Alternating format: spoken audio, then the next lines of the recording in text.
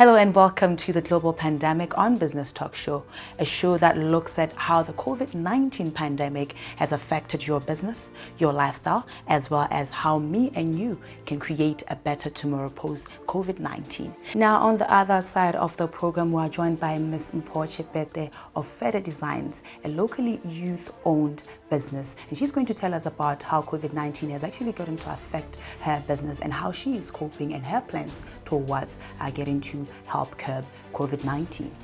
Thank you very much for joining us, Ms. Chephete. Can you kindly introduce yourself again and tell us about your business and how COVID-19, that is coronavirus, has affected it generally? My name is Mpho Chephete. I'm a fashion designer. I run a clothing business with the brand name FEDE, F-E-D-E. COVID-19 has affected my business so badly because it came around when my business is at its highest peak, because usually May and April for us as designers, that's where we get customers because of events that are taking place. And usually here in Botswana, most events take place between May and April. So the lockdown happened where we are supposed to be making money, because usually January and February business is quite slow. So when that lockdown happened, customers had to cancel orders. So meaning that for those months we had nothing that is coming into our companies. There's nothing that we are making. So it really impacted how we are going to be doing things even after the lockdown, because now we have to start from the beginning. We have to rebuild. So it has really impacted my money. And because I'm saying this because every event means one client for me.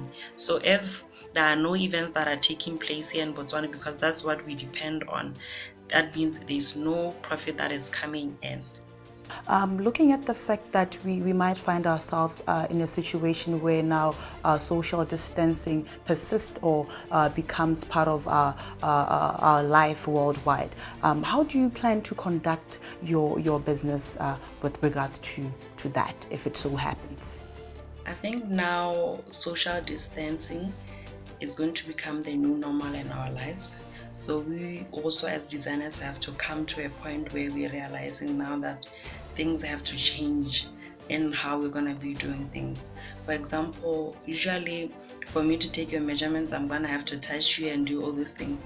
So that means that that's going to be changing from now on, and which is going to be quite difficult, because for those who have been there for years, it's how things are done, it's how we are used to doing things. So I think now we're going to have to come up with ways of doing that with honoring what has been said.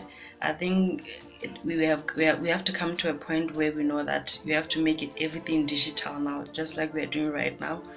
I think we are now supposed to introduce to how we're going to be running our businesses digitally, how we're going to be taking your measurements digitally. I think it's time now we come to a point where we also have to come out of our boxes and just think of new ideas that we can create to make things easier for our customers, so that we can continue to run our business while this COVID-19 is taking place. Thank you very much, Mpho, for that informative information. We actually wish you all the best in your future endeavors. Now, coming right up is the global update on the impact of the pandemic across the world. COVID-19 has placed tremendous pressure on business migration and mobility systems globally. With over 4 million cases recorded globally in the past 5 months, international banks, charged with managing the regular flows of finance necessary to keep trade afloat, have been compelled to find ways to keep their operations afloat as usual, as they carve up departments and isolate employees in a bid to restrict the further spread of the coronavirus. Globally, many investors around the world have also had to strive with the far-reaching impact of COVID-19 on financial markets and asset prices. Stock markets have been sent wobbling, and assets of all types have been impacted meanwhile as the spread of COVID-19 consumed oil demand. An oil market war erupted between Saudi Arabia and Russia, which resulted in the price per barrel suffering a sharp decline. As markets dropped, expectations increased for policymakers to step in and start implementing stimulus measures aimed at safeguarding global growth, such as lowering already low interest rates as a means to potentially facilitate more lending and consumer activity. The coronavirus is keeping employees away from offices and factories, and tripping pay cuts and layoffs. As more people have begun working at home, interest in video conferencing software has spiked. Botswana has pledged over 2 billion pula as a relief package to the industry. Can we survive?